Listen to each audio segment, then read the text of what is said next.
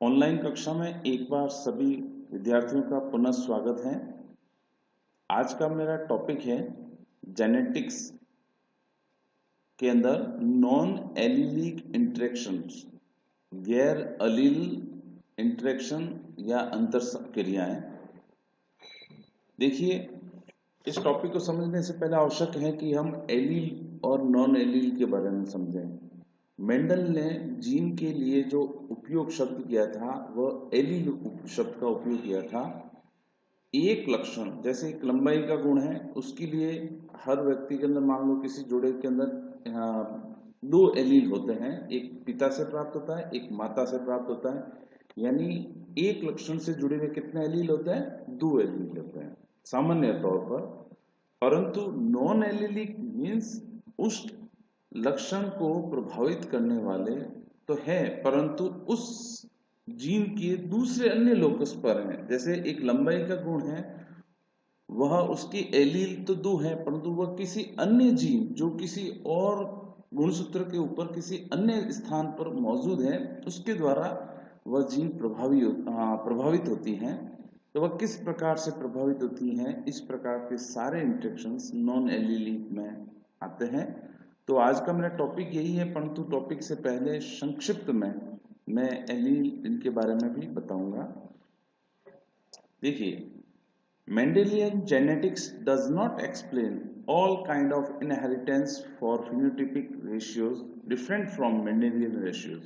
मतलब क्या है कि जो मेंडेलियन रेशियो थे, आपने देखा होगा एकल संकर संकरण में 3:1 प्राप्त होता है F2PD में, जबकि डाइहाइब्रिड क्रॉस या द्विसंकर संकरण में F2PD का जो रेशियो होता है 9:3:1 होता है। परंतु कई बार ऐसे भी बाद में एक्सपेरिमेंट से अनुपात प्राप्त हुए हैं जिसमें ये मेंडल ने जो रेशियो प्रस्तुत किए वो नहीं थे। तो इस प्रकार के जो कारण को मेंडेलियन जेनेटिक्स से नहीं समझाया जा सकता। ऐसा क्यों? This is due to partially और इक्वली एलिलिक डोमिनेंसी। देखिए, मेंडल ने तो क्या कहा था कि एक जीन जो एलील है, एक लक्षण से जुड़ी हुई है, वह दूसरे पर प्रभावी होती है। परंतु यहाँ पर दूसरी बात, ऐसा रेशियो इसलिए नहीं आता क्योंकि यहाँ पे जो प्रभाविता है वह या तो आंशिक है यानी अपूर्ण प्रभाविता, या इक्वली एलिलिक डोमिनेंसी होती है जो कि सह प्रभाविता में होता है। वह इस कारण से ये रेशियो 9:3:1 और 3:1 ये प्राप्त नहीं होते थे। और इसके अलावा जो मेरा टॉपिक है आज का, फिर भी रेशियो प्राप्त नहीं होता, तो इनका एक और भी कारण है कि द अदर जो due to existence of more than 2 allele और ड्यू टू लिथल एलील, ये भी रीजन है। ये सभी ऊपर जो मैंने कारण बताए हैं वह एलिलिक या इंट्रा एलिलिक इंटरेक्शन के उदाहरण है। मतलब एक लक्षण से संबंधित जो हमारे अंदर एलील है, एक लक्षण से जुड़ी हुई एक ही लोकस पर, यहाँ पे ध्यान दें, एलील जब भी शब्द आएगा तो आपको सेम लोकस मतलब गुणसूत्र पर एक निश्चित स्थान पर ही वह जीन मौजूद है। उस लोकस जो गुणसूत्र पे जो विशिष्ट स्थान है, उस स्थान पर उस लक्षण से जुड़ी हुई जीन जो है वापस में एलील कहलाएगी। जोड़े के गुणसूत्र पर उपस्थित जो है जीन है उसको एलील कहते हैं, ठीक है। परंतु यदि कोई जीन जो एक लक्षण को जो प्रभावित करती है, परंतु उस लक्षण को किसी अन्य गुणसूत्र पर किसी अन्य विशिष्ट स्थान या जिसे लोकस कहते हैं वहां की जीन प्रभावित करे, तो उसको कहते हैं नॉन एलिलिक इंटरेक्शन। क्योंकि वो उसके पड़ोस की है, एग्जैक्टली उसी लोकस की नहीं है, तो इसलिए नॉन एलिलिक, वहां एलिलिक वर्ड नहीं आएगा, नॉन एलिलिक वर्ड आएगा।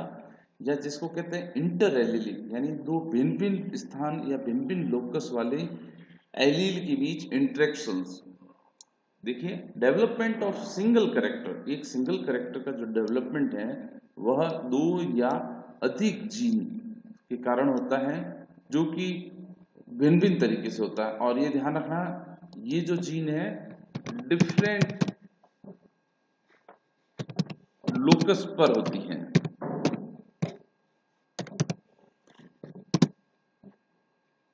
ओके, ये डिफरेंट लोकस की जीन है।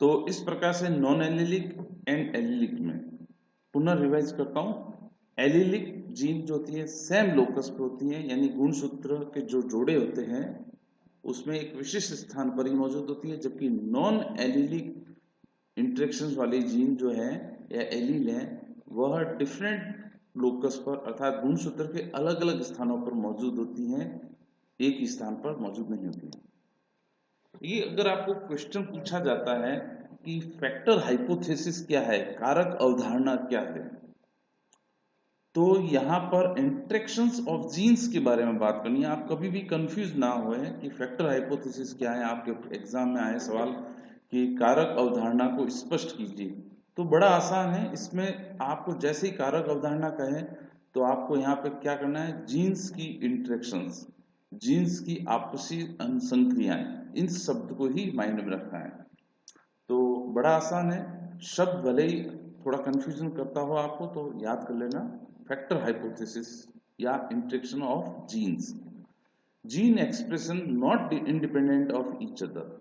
इसका मतलब फैक्टर हाइपोथेसिस का पहला बिंदु है कि जो जीन्स हैं एक दूसरे से अनिर्भर यानी स्वतंत्र नहीं है, एक्चुअली डिपेंडेंट ऑन प्रेजेंस और एब्सेंस ऑफ अदर जीन, बल्कि ये जो है वह आपस में एक दूसरे के ऊपर प्रेजेंस और अनुपस्थिति के कारण एक दूसरे पर निर्भरता दर्शाती हैं।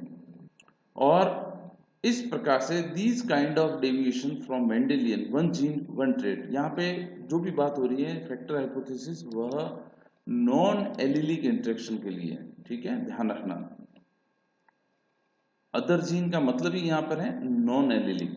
तो इस टाइप की जो डेविएशन है या विचलन है जो मेंडल के अनुपातों से भिन्न प्राप्त हुए, उन सभी को क्या कहते हैं, फैक्टर हाइपोथेसिस। यानी आपने देखा होगा मेंडल में क्या बताया था, एक जीन एक ट्रेट। एक जीन मतलब एक लोकस पर उपस्थित जीन एक निश्चित ट्रेट को निर्धारित करती है, दूसरी जीन का इसमें कोई रोल नहीं था, ये तो मेंडल बोलता था।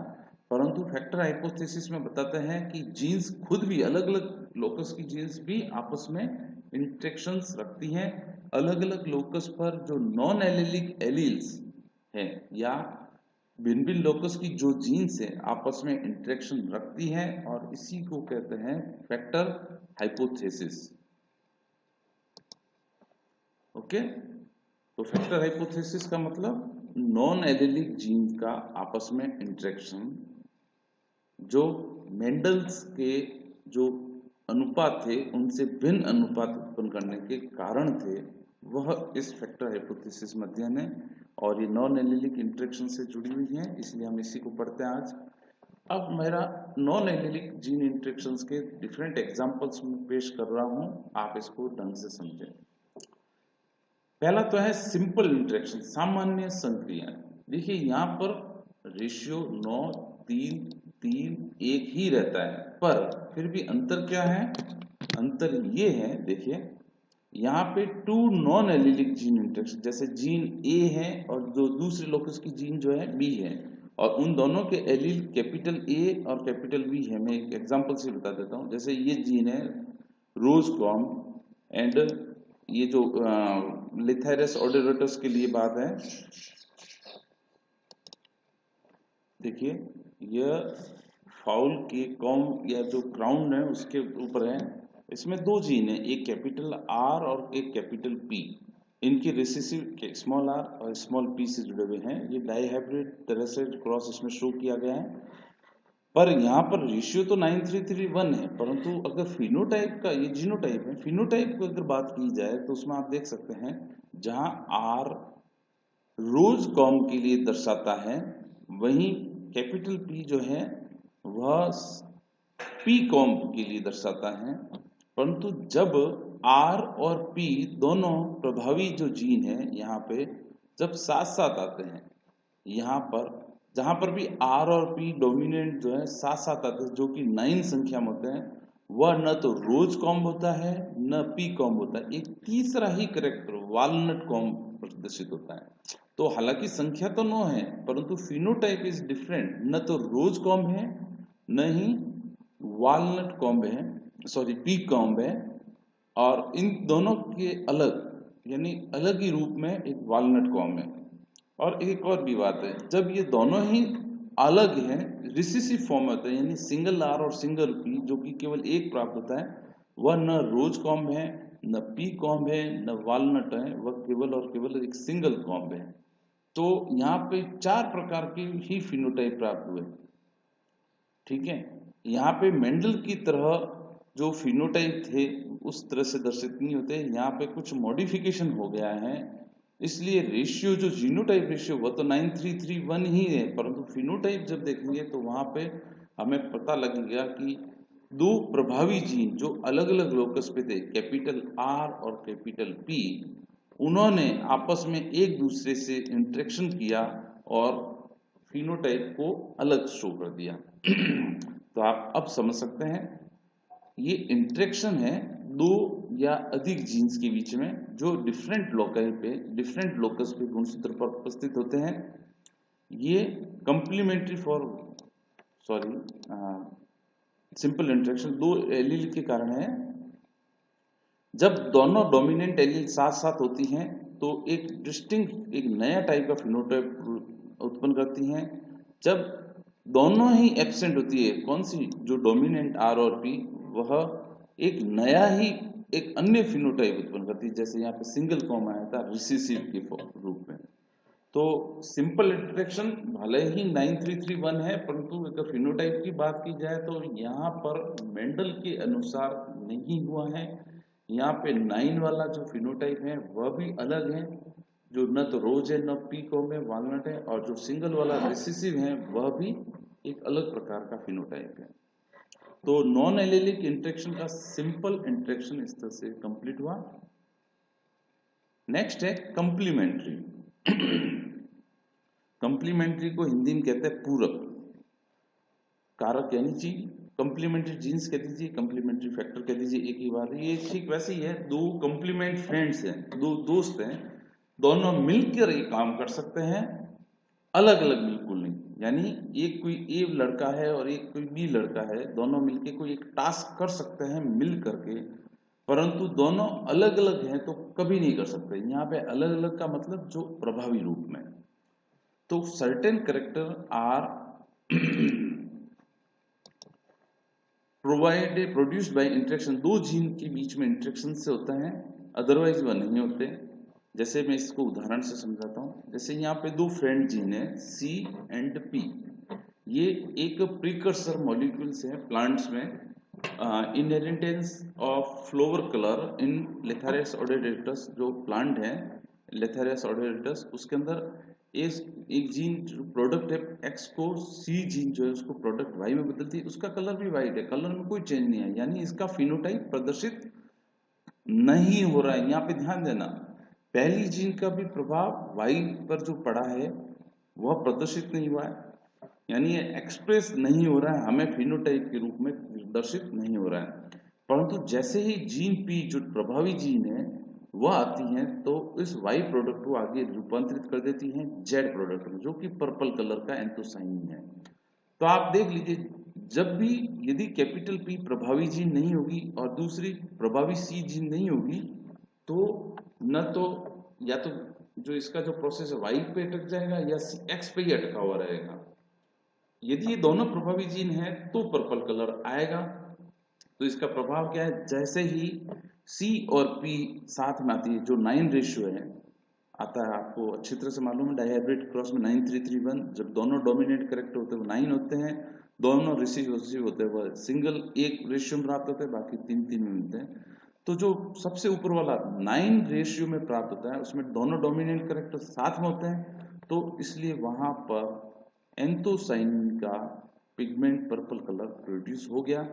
बाकी सभी में आप देख लें, जहां पर स्मॉल पी है, केवल कैपिटल सी है, या कैपिटल पी जीन है, या दोनों ही रिसेसिव है, वहां सब के सब वाइट है।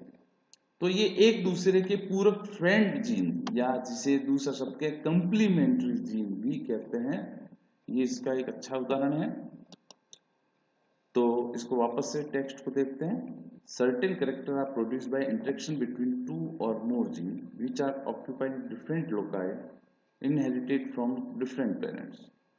ये जीन कंप्लीमेंट्री हैं एक दूसरे के लिए। यदि इसका प्रेजेंट एलोन अकेली है तो वह अनएक्सप्रेस्ड, वो अपना प्रभाव प्रकट नहीं करेगी, and will express only when they come together, जब एक साथ आएगी प्रभावी रूप में, तभी वह सुइटेबल क्रॉसिंग पैटर्न में ही अपना प्रभाव, सुइटेबल क्रॉसिंग मतलब वह प्रभावी आनी चाहिए तभी।